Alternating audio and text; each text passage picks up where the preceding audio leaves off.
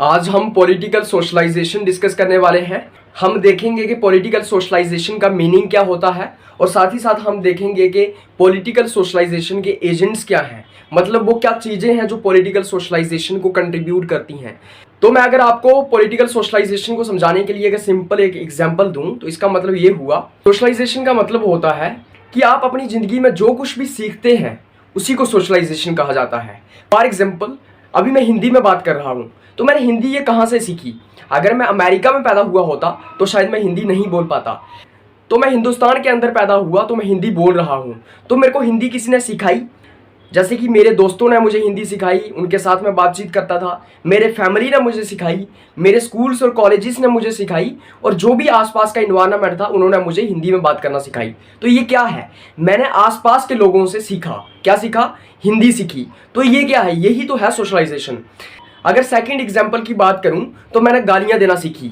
मैंने गालियां देना कहां से सीखी? अपने फ्रेंड से सीखी। तो इसी चीज को हम सोशलाइजेशन कहते हैं। लेकिन अगर मैं पॉलिटिकल सोशलाइजेशन की बात करूं तो इसका मतलब हुआ आपका राजनीतिक समाजीकरण कैसे हो रहा है। मतलब आप पॉलिटिक्स के बारे में किस तरह से सीख रहे हैं, आपको कौन सिखा रहा है, ये सब होता है पॉलिटिकल सोशलाइजेशन। जैसे कि यहाँ पे लिखा है, the process by which people learn about and get acquainted with the political systems, its various organs and institutions, process ideology।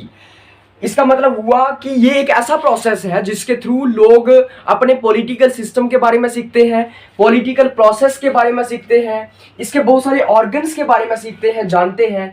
हमारे देश के अंदर अलग अलग कौन से ऑर्गन्स हैं उसके बारे में लोग जानते हैं। उसके बाद पॉलिटिकल आइडियोलॉजीज के बारे में लोग जानते हैं। तो इसी को तो कहा जाता है पॉलिटिकल सोशलाइजेशन। पॉलिटिकल सोशलाइजेशन हो गया लोगों का किस तरह से समाजीकरण हो रहा है राजनीति के अंदर। लोग किस तरह से राजनीति के बारे में सीख रहे हैं।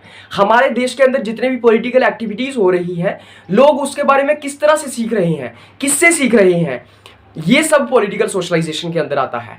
फॉर एग्जाम्पल, अगर आप देखेंगे ना, अगर एक फैमिली है जो कि हमेशा बीजेपी का समर्थन करती है और उस फैमिली के अंदर हमेशा मोदी जी के गुण गाए जाते हैं, तो हमेशा ये संभावना रहेगी कि उस फैमिली के जो बच्चे होंगे वो भी राइटिस्ट हो जाएंगे, वो भी बीजेपी के गुण गाएंगे, वो भी मोदी जी को पसंद करेंगे। तो ये है पॉलिटिकल सोशलाइजेशन।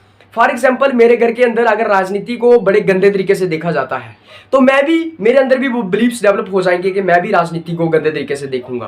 तो इट्स ऑल अबाउट कि आप समाज से क्या सीखते हैं, क्योंकि हर कोई इंसान जो है वो अपने से कुछ नहीं कर सकता। वो हर कुछ जो है वो समाज से सीखता है, लोगों से सीखता है, फैमिली से सीखता है। फॉर एग्जाम्पल, अगर मैंने खाना खाना सीखा तो वो भी फैमिली से सीखा, अगर मैंने चलना सीखा वो भी फैमिली ने सिखाया, कपड़े कैसे पहनते हैं वो भी फैमिली ने सिखाया, साफ सुथरा कैसे रहना है वो भी फैमिली ने सिखाया, बोलना कैसे है फैमिली ने सिखाया, राइट।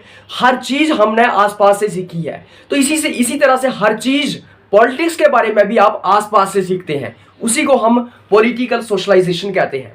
और जिन जिन चीजों से तुम पॉलिटिक्स के बारे में सीखते हो, जिन जिन चीजों से तुम पॉलिटिकल सिस्टम के बारे में सीखते हो, उन्हीं चीजों को एजेंट्स कहा जाता है। आप पॉलिटिकल सोशलाइजेशन, एजेंट्स का मतलब हो गया आप कहां से सीख रहे हो। मैं फैमिली से सीख रहा हूं पॉलिटिक्स के बारे में, दैट इज वन एजेंट। मैं फ्रेंड से सीख रहा हूं, वो भी एजेंट है। मैं स्कूल में सीख रहा हूं, वो भी एजेंट है। तो अलग अलग चीजों से तुम पॉलिटिकल सिस्टम के बारे में सीखते हो। ये सीखते हो कि अभी जैसे कि अभी इलेक्शंस आने वाली हैं, तो जो छोटे छोटे बच्चे होंगे घरों में, वो अपने माँ बाप को देखेंगे कि किस तरह से वो वोट करने जा रहे हैं, राइट। तो वो सीखेंगे थोड़ा बहुत पॉलिटिकल सिस्टम के बारे में। आप देखते होंगे कि आपके माँ बाप जो है वो घर में बातें लगाते होंगे कि हाँ ये मोदी जी ने ये कर दिया, कांग्रेस का राहुल गांधी ये कर रहा है। तो यहीं से तो बच्चे सीखते हैं। और सिर्फ फैमिली से नहीं सीखते, उसके बाद अपने फ्रेंड्स के साथ सीखते हैं। जैसे मैं अगर अपनी बात करूं तो मैं अपने फ्रेंड्स के साथ बैठ के पॉलिटिक्स के ऊपर डिस्कशन करता हूं। हम कॉलेजेस और स्कूल्स के अंदर सीखते हैं पॉलिटिक्स के बारे में। कैसे सीखते हैं? हमें डेमोक्रेसी के बारे में पढ़ाया जाता है, ऑर्गन्स के बारे में पढ़ाया जाता है। तो ये जो अलग अलग एजेंट्स हैं उसके थ्रू हम अपने आप को पॉलिटिकली सोशलाइज करते हैं, इसी को पॉलिटिकल सोशलाइजेशन कहा जाता है। उसके बाद इसके अंदर आता है, the process of political socialisation helps in the transmission and dissemination of political values, beliefs and ideas from one generation to another। Political socialisation के अंदर हम क्या करते हैं, जो हमारे बिलीव्स होते हैं, आइडियाज होते हैं, जो भी हमने सीखा होता है वो अगली जनरेशन को बताते हैं, अपने बिलीव्स को पास करते हैं, ट्रांसमिट करते हैं। फॉर एग्जांपल, जो मेरे माता पिता को पता था पॉलिटिकल सिस्टम के बारे में, वो उन्होंने मुझे बताया। तो किस तरह से ये ट्रांसमिशन हो रही है इन चीज़ों की। जो भी मेरे फ्रेंड्स को पता था उन्होंने मुझे बताया, मैं अपने फ्रेंड्स को बताऊंगा, मेरे फ्रेंड्स किसी और को बताएंगे। इसी तरह से मेरे माता पिता ने मुझे बताया, मैंने कुछ और सीखा, वो अपने बच्चों को बताया। तो इस तरह से ट्रांसमिशन होती है आइडियाज की, पॉलिटिकल सिस्टम की, राइट। तो इस तरह से लोग सीखते हैं पॉलिटिकल सोशलाइजेशन के अंदर। अगर मैं पॉलिटिकल सोशलाइजेशन की बात करूं तो हर्बर्ट एच हाइमैन जो है, उन्होंने पहली बार इंट्रोड्यूस किया था इस कंसेप्ट को कंपैरेटिव पॉलिटिक्स के अंदर। पॉलिटिकल सोशलाइजेशन को पहली बार इंट्रोड्यूस किया था कंपैरेटिव पॉलिटिक्स के अंदर हर्बर्ट एच हाइमैन के द्वारा। जब हम पॉलिटिकल सोशलाइजेशन की बात कर रहे हैं ना, तो हम इसको कंपैरेटिव पॉलिटिक्स के अंदर पढ़ रहे हैं। कंपैरेटिव पॉलिटिक्स के अंदर पढ़ने का मतलब क्या है कि हम पॉलिटिकल सोशलाइजेशन अलग अलग देशों की कंपेयर करेंगे कंपैरेटिव मैनर से। हम अलग अलग देशों को कंपेयर करेंगे, उनके पॉलिटिकल सोशलाइजेशन को कंपेयर करेंगे। हम देखेंगे कि अमेरिका के अंदर लोग किस तरह से पॉलिटिकली सोशलाइज होते हैं, हम देखेंगे हिंदुस्तान के अंदर किस तरह से लोग पॉलिटिकली सोशलाइज होते हैं।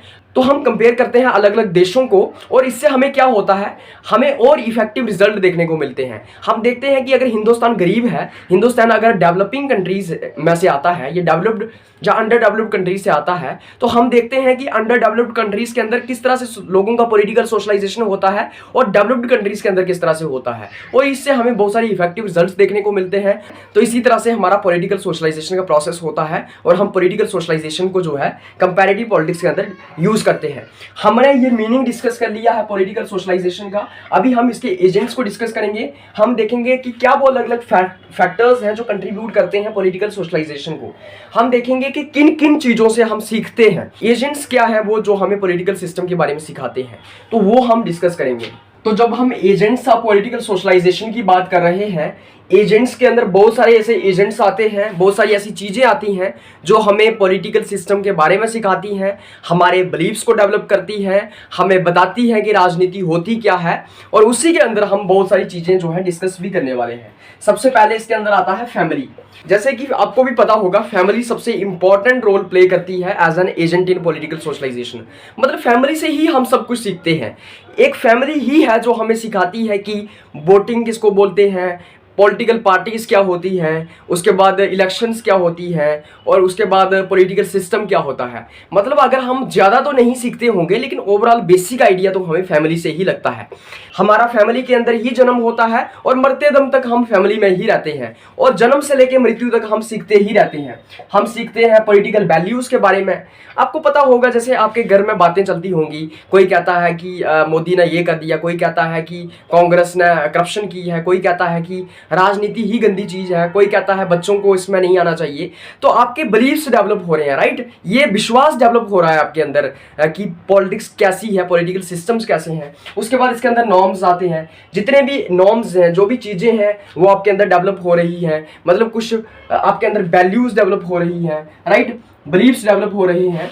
उसके बाद इसके अंदर आता है ओरिएंटेशन डेवलप। आपका एक नजरिया डेवलप होता है, कि पर्सपेक्टिव डेवलप होता है अपने पॉलिटिकल सिस्टम की तरफ। उसके बाद इसके अंदर आता है gender equality, distribution of work, participation. आप देखते होंगे आपकी फैमिली के अंदर, आप हमेशा फॉर एग्जांपल अगर आप एक फैमिली के अंदर देखते होंगे, तो वहां पे आप फैमिली को देखना कि अगर आपके माँ बाप जो है वो कहीं पे जेंडर का इस्तेमाल नहीं करते हैं। मतलब आप भी बराबर काम करते हो, आपकी बहन भी बराबर काम करती है, आपके पिताजी भी बराबर काम करते हैं, आपकी मम्मी भी बराबर काम करती हैं। मतलब वहाँ पे कोई कंसेप्ट ऐसा नहीं है कि औरतें खाना बनाएंगी और मर्द ये करेंगे। अगर वहाँ पे जेंडर इक्वालिटी होगी, तो हमेशा देखना कि वहाँ से जो उनके बच्चे हैं, उनके अंदर भी जेंडर इक्वालिटी का वो कंसेप्ट डेवलप होगा। वो भी लड़कियों को जो है वो बिल्कुल बराबर समझेंगे, ये नहीं करेंगे, कहेंगे कि लड़कियां सिर्फ एक स्पेसिफिक काम के लिए बनी है।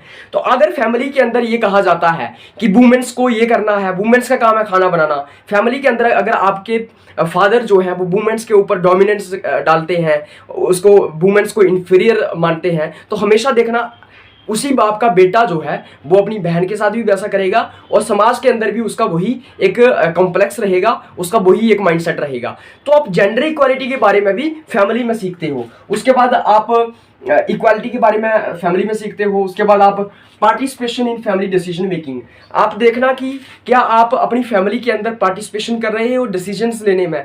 क्या आपकी फैमिली के अंदर अगर कोई फैसले लिए जाते हैं तो क्या आपको इन्वॉल्व किया जाता है। अगर आपको किया जाता है तो आप हमेशा डेमोक्रेसी के ऊपर बिलीव रखोगे। आप कहोगे कि जो डिसीजन मेकिंग में पार्टिसिपेशन है वो हर किसी की होनी चाहिए। उसके बाद इसके अंदर आता है फ्रीडम, आज़ादी क्या होती है ये भी आप फैमिली के अंदर सीखते हो। आप हमेशा देखना कि अगर आपको आपके माँ बाप जो है वो बिल्कुल कॉन्स्टेंट करके रखते हैं, अगर आपको हमेशा घर के अंदर ही रखते हैं, बड़ा आपके ऊपर रिस्ट्रिक्शंस डालते हैं, तो वो वहाँ पे आप फ्रीडम को ढूंढते हो। आपको जब फ्रीडम मिलती है तो आप वहाँ से सीखते हो कि फ्रीडम कितनी ज़रूरी है और फ्रीडम ना हो तो कैसा होता है। उसके बाद क्वेश्चंस, क्या आप क्वेश्चंस करते हो अपने माता पिता को, तो आप क्वेश्चनिंग करना भी घर में ही सीखते हो, फैमिली के अंदर सीखते हो। उसके बाद इसके अंदर आता है सिबलिंग्स, वही आपके बहन भाई के साथ कैसे रिलेशंस हैं वो चीज़ भी आप फैमिली के अंदर सीखते हैं। तो फैमिली के अंदर आप बहुत कुछ सीखते हैं। फैमिली सबसे पहला यूनिट ऐसा है, सबसे पहला एजेंट है जो आपको पॉलिटिकल सिस्टम के बारे में बताता है, आपके बिलीव्स को डेवलप करता है। उसके बाद सेकंड इसके अंदर आता है फॉर्मल एजुकेशन। एजुकेशन के थ्रू आप कितना कुछ सीखते हो। मुझे पॉलिटिक्स के बारे में फैमिली के अंदर ज़्यादा कुछ पता नहीं था, फैमिली ने मुझे सिखाया लेकिन शायद इतना नहीं सिखा पाई। मार्क्सिज्म क्या होता है, लेनिनिज्म क्या होता है, कम्युनिज्म क्या होता है, लिबरलिज्म क्या होता है, डेमोक्रेसी क्या होती है, first past the post system क्या होता है, उसके बाद पॉलिटिकल थियोरी क्या होती है, कॉन्स्टिट्यूशन क्या होता है, ये सब मैंने स्कूल में सीखा, ये सब मैंने एजुकेशन में सीखा। तो एजुकेशन और स्कूल्स आपको बहुत कुछ सिखाते हैं। पॉलिटिकल सिस्टम के बारे में कई सारे आपके बिलीव्स डेवलप करते हैं, आपके ओरिएंटेशंस डेवलप करते हैं, राइट। तो एजुकेशन काफ़ी ज़्यादा रोल प्ले करती है आपको पॉलिटिकल सोशलाइज करने में। जैसे कि for example content of education, ये भी डिपेंड करता है कि आपको पढ़ाया क्या जा रहा है स्कूल्स के अंदर। आपकी एजुकेशन का कंटेंट भी मैटर करता है। अगर आपको पढ़ाया ही एक आइडियोलॉजी जाएगी और दूसरी आइडियोलॉजी को अगर हमेशा आपको वहां पे उसको क्रिटिसाइज किया जाएगा तो आपके बिलीफ्स वैसे ही डेवलप होंगे, आप उसी आइडियोलॉजी के फैन हो जाएंगे। अगर आपको हमेशा एक राइट विंग के बारे में बताया जाएगा, राइटिस्ट आइडियोलॉजी के बारे में बताया जाएगा और लेफ्ट को हमेशा गालियां निकाली जाएंगी, तो आप लेफ्ट से हमेशा नफरत करने लग पड़ोगे। तो इस तरह से आपका एजुकेशन का कंटेंट क्या है ये भी डिपेंड करता है कि आपके अंदर क्या बिलीव्स और वैल्यूज डेवलप होंगी। उसके बाद हमारे स्कूल्स और कॉलेजेस में बहुत सारी एक्टिविटीज होती हैं, जैसे वहाँ पे डिबेट्स होती हैं, सेमिनार्स होते हैं, सिंपोजियम्स होते हैं, क्विज कंपटीशन होते हैं, जहाँ पे बच्चे बहुत कुछ सीखते हैं। डिबेट्स में अलग अलग टॉपिक्स के ऊपर डिबेट्स होती हैं, वहाँ से आप सीखते हैं कि किस तरह से आपको बातचीत करनी है। इसी तरह से आप जो है क्विज कंपटीशन देखते हैं। तो ये चीज़ें होती हैं जो आपको बहुत कुछ सिखाती हैं स्कूल्स लेवल पे। उसके बाद आपके पास एनएसएस होती है, एनसीसी होती है। एनएसएस और एनसीसी से आप सोशल सर्विस सीखते हैं, राइट। उसके बाद नेशनलिज्म का आपको पता चलता है, राष्ट्रवाद क्या है, ब्रदरहुड भाईचारा क्या होता है, ये सब आपको स्कूल्स लेवल पे पता चलता है। तो इसी तरह से हम देखते हैं किस तरह से स्कूल्स काफ़ी ज़्यादा रोल प्ले करते हैं, या कॉलेजेस या एजुकेशन ज़्यादा रोल प्ले करती है आपको सोशलाइज करने में। और साथ ही साथ हम ये भी देखते हैं कि जो भी रूलिंग पार्टी पूरे देश में जो है रूल कर रही होगी, उसका हमेशा ये एक कंसर्न रहता है, वो हमेशा इन्फ्लुएंस डालते हैं आपके सिलेबस के अंदर।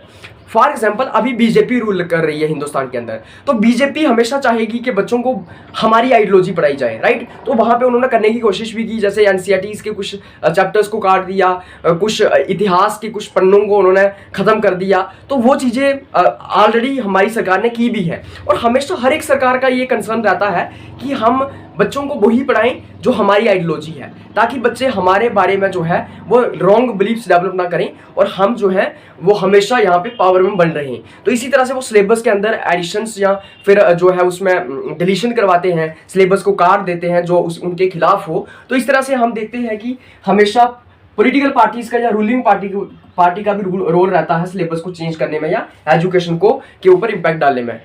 उसके बाद नेक्स्ट हम इसके अंदर पेयर ग्रुप्स की बात करते हैं। पेयर ग्रुप्स के अंदर कौन आता है, जैसे कि आपके स्कूल के मेट्स होते हैं, आपके साथ जो बच्चे स्कूल में पढ़ रहे हैं, आपके दोस्त।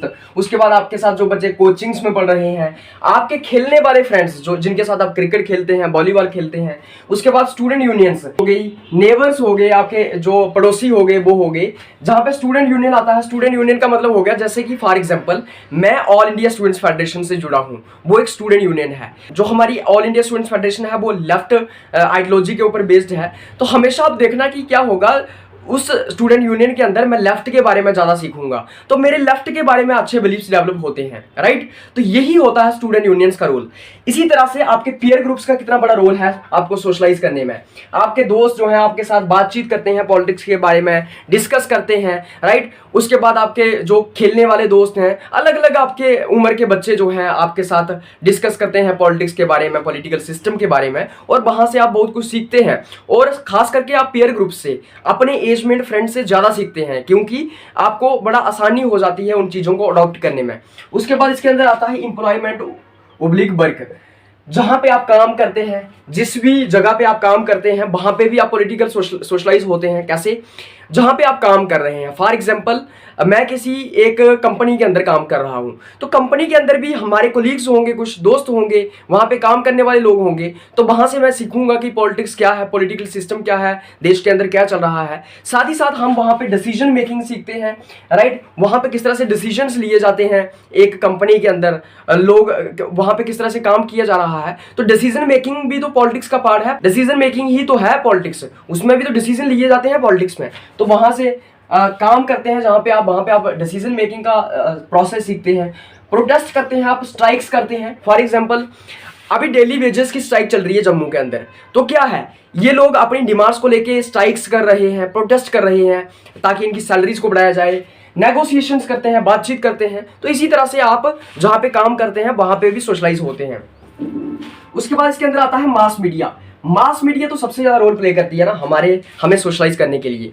आप हमेशा देखना आजकल क्या चल रहा है, आजकल रील्स चल रही है, इंस्टाग्राम चल रहा है, यूट्यूब चल रहा है, पॉडकास्ट चल रही हैं बहुत सारी, उसके बाद बहुत सारी न्यूज चैनल्स हैं। तो ये भी तो आपको सोशलाइज करते हैं, यही तो मेन बताते हैं आपको कि क्या चल रहा है पॉलिटिक्स के अंदर, और आपको मिसगाइड भी बहुत करते हैं। आजकल फंडामेंटलिज्म चल रहा है या एक्सट्रीमिज्म चल रहा है, रिलीजियस फंडामेंटलिज्म चल रहा है, हिंदू वर्सेस मुस्लिम हो रहा है, कोई कट्टर हिंदू है तो कोई कट्टर मुस्लिम है। तो इस तरह का ये जो एक पर्सपेक्टिव, एक बिलीफ्स डेवलप हो रहे हैं, रिलीजन की तरफ पॉलिटिक्स जा रही है। ये सारा का सारा किससे हो रहा है? ये इंस्टाग्राम से हो रहा है, ये सोशल मीडिया से हो रहा है। सोशल मीडिया पे जो है कुछ ऐसी वीडियोस डाली जाती हैं जो कि एक दूसरी कम्युनिटी को उकसाने के लिए होती हैं। मुस्लिम्स को गालियाँ निकाली जाती हैं, कोई मुस्लिम हिंदूज को गालियाँ निकालता है। तो इस तरह से राइट्स की सिचुएशंस क्रिएट करती हैं सोशल मीडिया, और सोशल मीडिया सबसे बैड इम्पैक्ट क्रिएट कर रही है, डाल रही है आज की पॉलिटिकल सोशलाइजेशन के ऊपर। आजकल देखना, आजकल बच्चे किस तरह से सोशलाइज हो रहे हैं, आजकल युवा किस तरह से सोशलाइज हो रहा है। युवाओं को पता ही नहीं है कि असली में चीज़ क्या है। वो इंस्टाग्राम से पढ़ के, व्हाट्सएप यूनिवर्सिटी से पढ़ के, इंस्टाग्राम की यूनिवर्सिटी से पढ़ के अपने आप को बताते हैं कि हम पॉलिटिक्स के बारे में जानते हैं, हालांकि उनको पॉलिटिक्स के बारे में पता ही नहीं है। वो सिर्फ एक भड़काऊ भाषण को सुनते हैं, सिर्फ गलत लोगों की बातचीत में आ जाते हैं। तो इस तरह से वो अपना बिलीफ डेवलप करते हैं। जैसे फॉर एग्जांपल मैं आपको अभी पढ़ा रहा हूँ, तो ये क्या है, आप मेरे से भी तो सीख रहे हैं। अब ये भी मैं भी आपको सोशलाइज करने का एक काम कर रहा हूँ, तो this is also a kind of socialisation. उसके बाद इसके अंदर आता है मास मीडिया। जैसे मैंने आपको बताया, न्यूज़पेपर के थ्रू आप सीखते हैं, जर्नल्स के थ्रू, रेडियो टॉक के थ्रू, रेडियोस के थ्रू सीखते हैं, रील्स के थ्रू, पॉडकास्ट के थ्रू। तो इसके थ्रू आप सोशलाइज होते हैं।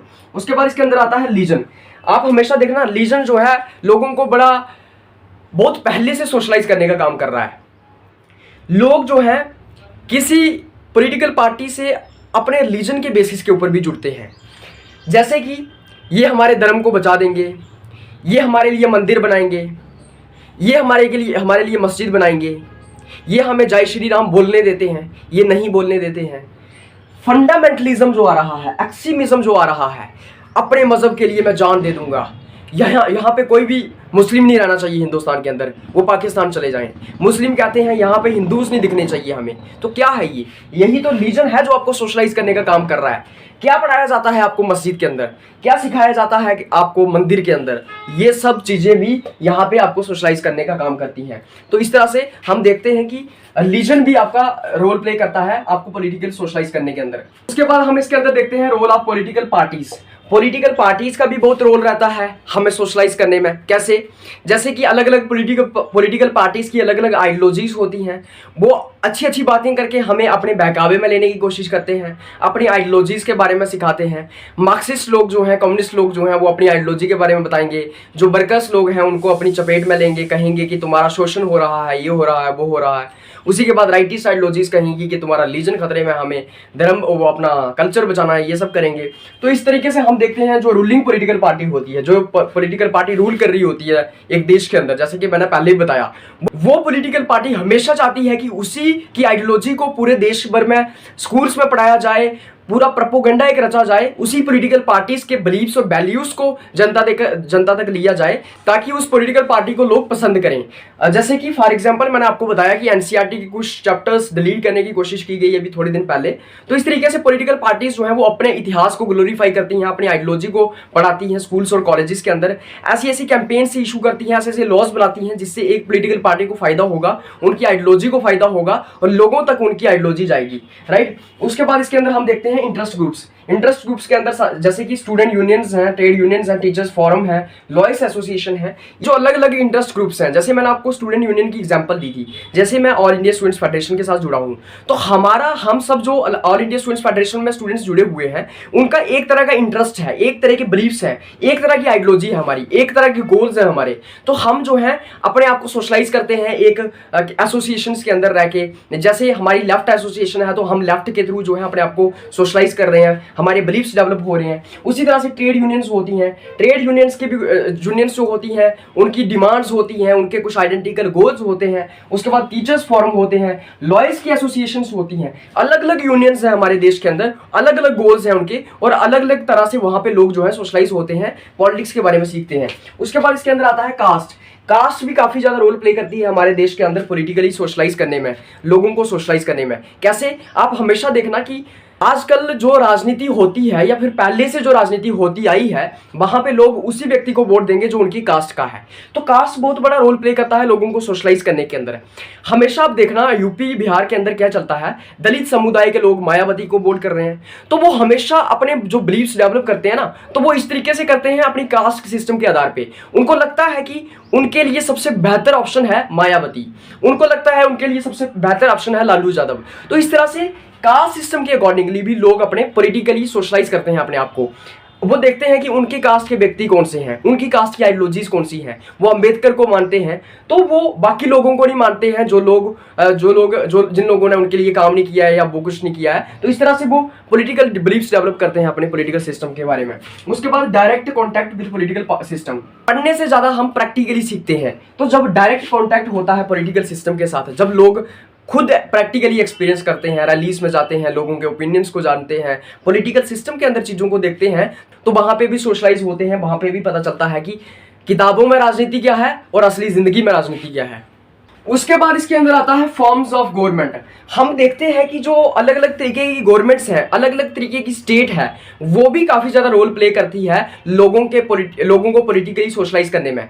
फॉर एग्जांपल हिंदुस्तान के अंदर डेमोक्रेसी है, तो यहाँ पे क्या लोगों को आज़ादी है बोलने की, लोगों के पास अलग अलग तरह के फंडामेंटल राइट्स हैं, लोग क्रिटिसाइज कर सकते हैं गवर्नमेंट को, प्रोटेस्ट कर सकते हैं, खुद इलेक्शंस लड़ सकते हैं, राइट। तो इस तरह के डेमोक्रेसी के अंदर लिबरल राइट्स होते हैं, आपके नेचुरल राइट्स होते हैं, आपके बाय बर्थ कुछ राइट्स होते हैं। तो ये चीजें आपको मिलती हैं डेमोक्रेसी के अंदर। तो वहां पे लोग अलग तरीके से पॉलिटिकली सोशलाइज होते हैं, वहां पे लोग बड़े लिबरल होते हैं, बड़े डेमोक्रेटिक होते हैं, बड़े जो है वो क्या बोलते हैं सेक्युलर होते हैं। उसी के बाद अगर अथॉरिटेरियनिज्म होगा, जहां पे तानाशाही चल रही होगी या फिर पूरा का पूरा कंट्रोल जो है वो कुछ लोगों के पास होगा और लोगों की लाइफ्स को यहाँ पे इंटरफेयर किया जाएगा, किसी को हर कुछ बोलने का अधिकार नहीं है, किसी को भी उठाया जा सकता है। और उसके बाद जैसे डिक्टेटरशिप है, डिक्टेटरशिप के अंदर आप तानाशाह के खिलाफ बोल ही नहीं सकते, तो वहां पे भी लोग अलग तरीके से सोशलाइज होते हैं। जैसे कि आप नॉर्थ कोरिया की बात कर लीजिए, कम्युनिज्म है, जैसे चाइना जैसी कंट्रीज में एक ही पॉलिटिकल पार्टी है, वहां पे